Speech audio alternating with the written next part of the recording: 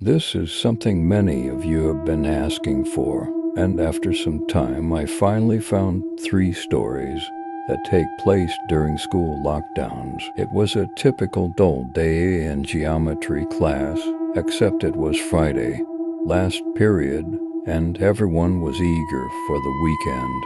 We didn't have any tests that day, so our teacher, Mr. Parker, decided to play a trivia game with us. As we were in the middle of a logo quiz, the principal's voice suddenly came through the loudspeaker, sounding alarmed. He informed all teachers that this was not a drill and to initiate a lockdown immediately. The atmosphere in the room shifted instantly. Mr. Parker, who was usually calm, quickly turned off the lights and ushered us to the corner of the room. We sat in silence. The only sound was the faint buzzing from the ceiling, which soon stopped, indicating the school had cut the power. We exchanged worried glances, realizing something serious was happening. A few minutes later, we heard a man screaming in the hallway, his voice growing louder as he approached our classroom. 2 girls began to cry, heightening our fear. The man started banging on lockers, screaming, "I'll get all of you." My heart raced as the banging moved to our classroom door. One of the girls couldn't hold back her fear and screamed. The banging intensified, but eventually the man moved on, his screams echoing down the hall until they faded away. After what felt like an eternity, the principal came back on the loudspeaker and explained that a mentally unstable individual had entered the school and attacked the receptionist. The staff couldn't locate him after a sweep of the building.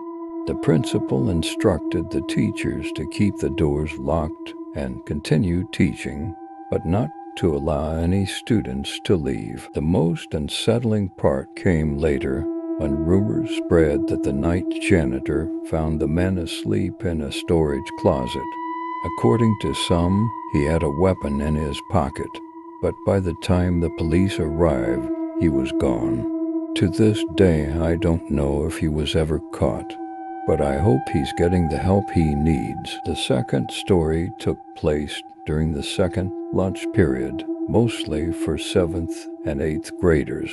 The day was gloomy, with heavy clouds overhead. Suddenly, there were loud bangs.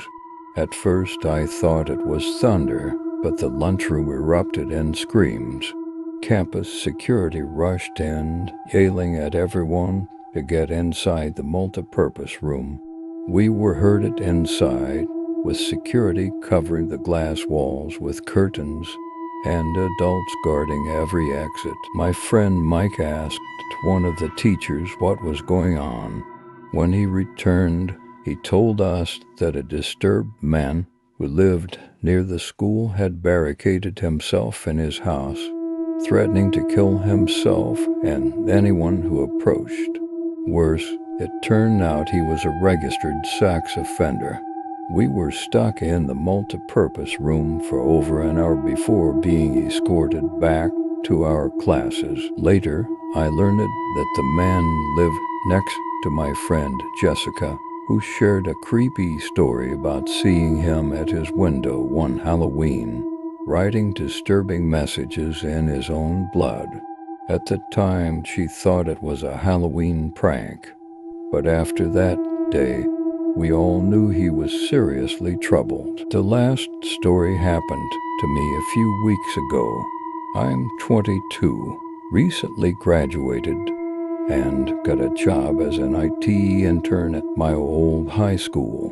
The basement, where my office is a cluttered mess, but the office itself is quite nice with all the tech and amenities anyone could ask for. My co-workers, Brian and Steve, were upstairs when I got a call from the front office about a potential armed intruder. I turned off the lights in the office, which had no door, just an open entrance. The basement door didn't lock either, so I was on edge. I texted Brian and Steve, but they didn't respond. Then I heard the basement door creak open, followed by footsteps coming toward my office. I quickly crawled under my desk as the footsteps grew closer. Suddenly, my phone dinged with a text message, and I froze in fear. The footsteps stopped right near my desk. I was paralyzed with terror. Then someone grabbed my arm. It was a man in a red plaid shirt and a cap. He whispered that he was hiding from the danger upstairs. My phone buzzed again, and the text was from Steve. "Stay down there. Some guy shot Mr. Daniels. He's in a red shirt." My blood ran cold. The man noticed my change in demeanor, and I bolted for the stairs. I heard a gunshot, but luckily it missed. I made it to the top, where police were waiting.